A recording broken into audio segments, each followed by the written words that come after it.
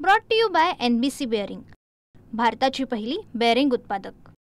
महापूर असू दे किंवा पाऊस, शामराव नगर परिसरात या परिस्थितीमध्ये लोक राहतात, ती परिस्थिती आपण पाहू शकता। या ठिकाणी सर्व नागरिक आता संतप्त झालेले, महिला या ठिकाणी जमा झालेल्या आहेत। यांच्या प्रत्येकाच्या घरामध्ये पाणी शिरलेलं आहे। काल रात्रभर पडत असलेल्या पावसामुळे या ठिकाणी घरामध्ये पाणी झालेलं आहे।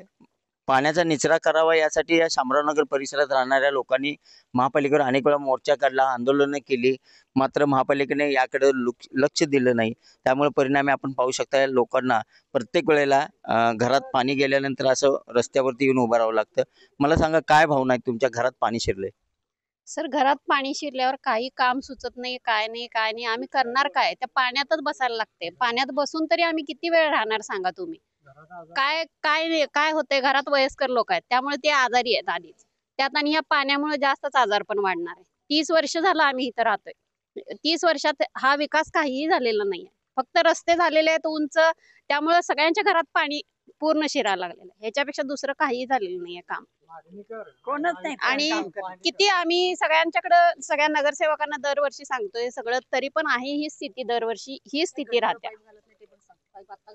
आपल्या बरोबर संदीप दळवे आहेत, या परिसरात राहणारे रहिवासी आहेत। यांनी अनेक वेळा इथल्या लोकांच्या सोबत मोर्चा काढलेले, आंदोलन केलेले। काय भावना आहेत? आता रात्रभर पाऊस पडलाय, आता परत पुरासारखी परिस्थिती या ठिकाणी झाल्या, घरात पाणी शिरले, काय भावना आहेत? आता ह्या शामरावनगरमध्ये अशी परिस्थिती पहिल्यांदा नाही आहे। गेली 20 ते 25 वर्षाला प्रत्येक पावसाळ्यात ही अशी परिस्थिती ओढवते।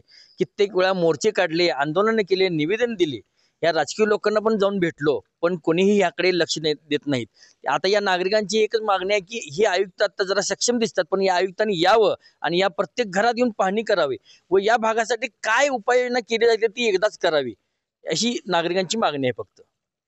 आता घरात रात्रभर पाऊस पडल्यामुळे पाणी शिरलेलं आहे, तुमच्या काय भावना आहेत आजोबा? ह्या नगरपालिकेच्या प्रमुख जे प्रशासन अधिकारी असतील, आयुक्त असतील, त्या आयुक्तांनी इथं यायचं, प्रत्यक्ष पाहणी करावी। प्रत्येक घरात त्यांनी जर डोकावून बघितलं तर त्यांनी कसे लोक राहतात त्यांनाच आश्चर्य वाटल्याशिवाय राहणार नाही। आणि हे बोपे गटार, हे पहिलं हनुमान नगर पासूनचं, आकाशवाणी पासूनचं, 100 फुटीपासूनचं जे पाणी येतंय, ते पाणी ह्या मोठं गटर काय कशा पद्धतीने काढता येईल, खरोखरचे मोठे दुसऱ्या गावचे इंजिनियर आणा, इथल्या इंजिनियरांना काही जमत नाही, उलट सुलट काहीतरी काम करून ठेवतात। ते प्रत्यक्षात चांगले इंजिनियर घ्या, काहीतरी ज्यांना डोका आहे असे इंजिनियर घ्या, त्यांना त्यात काहीतरी चालायला हवा, म्हणजे गटारी काढायच्या कशा, या पाण्याचा निचरा काहीतरी होईल अशा पद्धतीनं जरा काहीतरी उपाययोजना करा। ह्या सगळे लोक इथं रात्रंदिवस जागरून काढत लागले, घरात जागा लागलेत सगळे रात्रभर, पाण्याला झोपायला जागा नाही, इथं इतकी परिस्थिती ओढवली या मागची।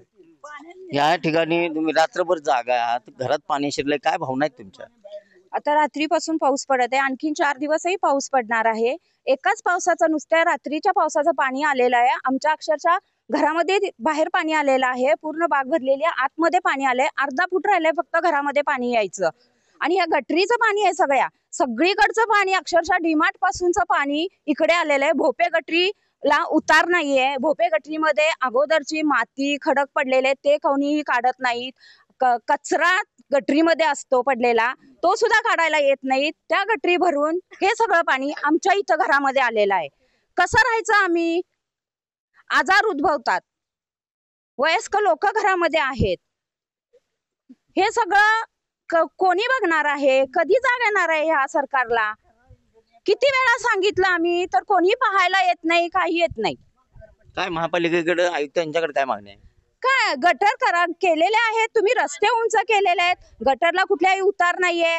तुम्ही काही इंजिनियर कोणी काम करत नाही इथे, जे खाली वर्कर करतात ते कशाही प्रकारे गटर करत असतात, त्यांना सांगायला लागतं, अहो असं करू नका, तसं करू नका, नाही आम्हाला सांगितलंय असंच करायचं।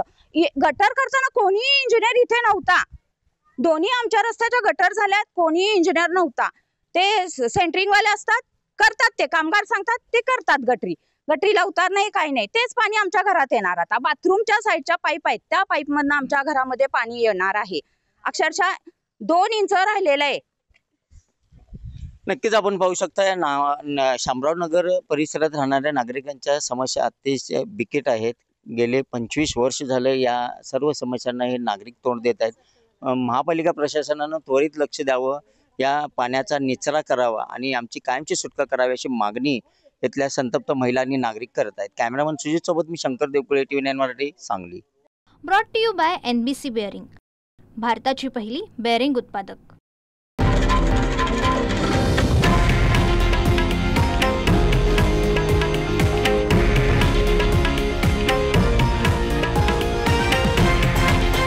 हे आहे देशातील नंबर 1 न्यूज नेटवर्क आणि आपण पाहत आहात TV9 मराठी, एकमेव.